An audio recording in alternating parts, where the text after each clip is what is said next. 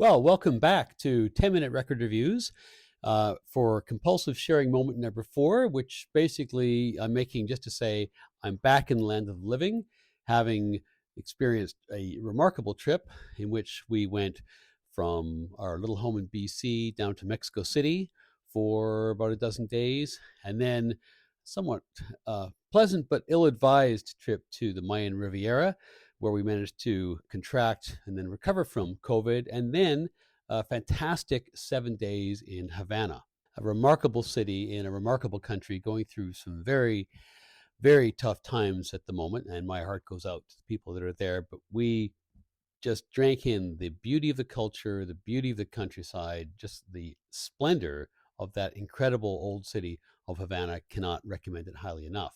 So if you can tolerate a little bit of a travel slideshow, here's how it went. So when we arrived in Mexico City, my wife had picked the Airbnb. She's an expert. I was pretty happy. The World Cup was in full flow. We went to the Temple of the Sun, which is amazing. We had drinks on even more amazing rooftop patios. We walked through the streets of what is an incredible world city. Ate some spectacular street food. Here's a cue for some of the best stuff. Riveting nightlife. She wasn't partaking. And of course, record shopping. Here I am at Mundo Vinyl with a couple of trophies.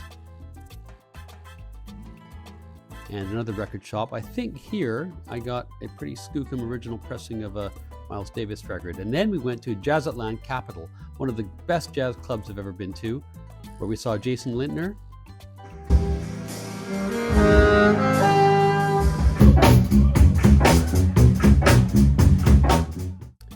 Then a little more cultural tourism. Trotsky's house, where it all went down that fateful day in May, or August maybe it was. Che Guevara garbage trucks, and just the overall feel of Mexico City. Just an incredible city in every sense of the word. Diego Rivera murals everywhere. And then it was off to Havana, complete with the standard central casting old cars, hortatory slogans, obligatory pictures of Che pretty much everywhere. This was the view from our Airbnb. This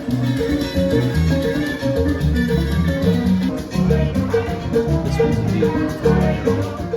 Then it was out into the countryside to Vinales, where they grow tobacco and coffee. Just incredible scenery, like you wouldn't believe. Here I am, still the second time in my life I've ever been on a horse. This was our good friend Rene, and this is our friend El Frances, the tobacco farmer. This is the inner sanctum of the cigar shop, the government cigar shop in Havana. This is some of our loot. Learned a little about Afro-Cuban history and music. Celebrated with the most spectacular mojito I've ever had. Here I am in full travel regalia. And then a little record shopping. We found Pachito's record shop. Since 1954, this is the front of Pachito's. You'd never know it. But the guy next door said, nope, here, follow me up. So we followed him up the staircase, not really to code. Here's Pachito's, the grand front entrance.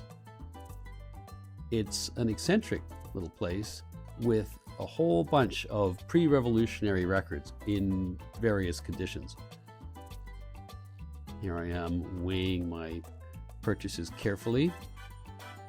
Didn't have time to go through all those 45s, but I did get a few trophies. We also went to Parker and Lennox, another great jazz club in Mexico City, and special thanks. Lots of people gave me some great tips for this trip, but special thanks to Francisco, a viewer out of Mexico City, who recommended Jazzatland, which was amazing, and who came with us to our trip to Parker and Lennox, where we saw the Elliott Levin Quartet.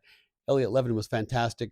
The quartet was, let's just say, hastily assembled locally and maybe weren't quite up to his standards, but he was amazing. So if you're looking for a musically oriented holiday in the Americas, I cannot recommend Mexico City highly enough. The food, incidentally, is incredible there as well. Havana, too, is remarkable, but there you really need to be able to deal with the fact that for a variety of reasons, not just the dysfunctions of their own government, but the fact the Americans are busy going through a phase where they're strangling the life out of the country and the culture. It's hard to escape really how poor people are right now and how desperate the situation is. So it was kind of sad, but either way, a remarkable journey. So to keep this video actually about records, let's talk about some of the trophies from the trip. So I mentioned that what I managed to find, although I wasn't really looking for it, but that's always the way, isn't it, was a first mono pressing of this record by Miles Davis, Someday My Prince Will Come, with the classic 6i logo anyway, which sounds just amazing, and was really available for a snip, as they say, in Mexico City. So that was exciting. And also in Mexico City, a couple of really hard to find bossa nova records, of all things. I mean, you wouldn't think to go to Mexico by bossa nova, although there was a lot of bossa nova pressed in Mexico, including some classic records which are only available, strangely, in Mexico, even though they were of Brazilian extraction. So the two that I got were both from Elenco, which is the classic Brazilian bossa nova specific label, but they were pressed by a Mexican affiliate or subsidiary or something. And one is El Bossa Nova with Roberto Menescal, who is one of the early proponents. Fascinating record, somewhat eccentrically produced, very, very good. But the real winner was actually this one, which is the debut record by Rosina de Valença, who was a spectacular bossa nova guitarist. She was part of Sergio Mendes's first group that he went to the US with, called, I think maybe Brazil 65, until the record exec suggested that he lose the women who were the great musicians in the group and get some hot looking American chicks who also spoke Portuguese in the group, which he did. And I guess, who knows, not judging, but he then went on to make mega millions. But this woman is incredibly talented. This is a remarkable guitar record, and was picked up by me for not too much in the way of pesos. So I was quite excited about that. Then on to Havana, into Pachito's record shop, which was, again, Havana is not a retail paradise. And so you kind of have to take advantage of what you can take advantage of when you see it and what's available. And so Pachito's was basically it. I did find 3 very cool little records there. I actually bought 6, but some of them you couldn't really test them out, and they were really kind of in dire shape. This one, Hira Musical, by the great singer Fernando Albuene, who is basically kind of a Sinatra-like character with great taste in cars. This one, which is just fantastic, by Fajardo and his stars, Fajardo y sus estrellas.